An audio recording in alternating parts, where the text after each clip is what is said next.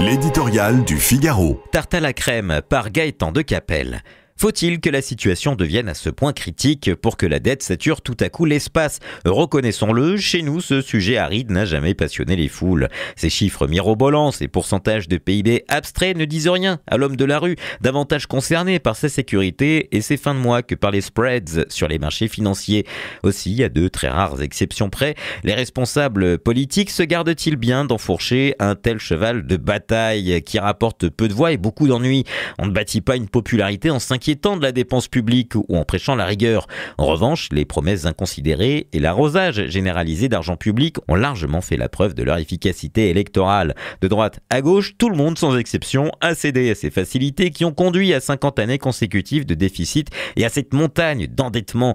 Le dérapage incontrôlé des finances publiques provoque enfin une prise de conscience? Tant mieux. Mais les cris d'orfraie seraient plus crédibles s'ils n'émanaient pas de gens qui se sont ingéniés à saboter la principale réforme structurelle indispensable à leur redressement, celle des retraites. Mieux si cette indignation soudaine était accompagnée de propositions d'économie efficaces et réalistes, témoignant d'un début de courage politique. Nous en sommes loin. Voici le retour des tartes à la crème, à gauche bien sûr, mais aussi dans la majorité. Taxer les super profits des entreprises, créer une contribution exceptionnelle pour les plus riches, rétablir l'impôt sur la fortune. Drôle d'obsession dans le pays déjà champion des prélèvements obligatoires qui ne réglerait en rien le problème fondamental, la disproportion de nos dépenses publiques.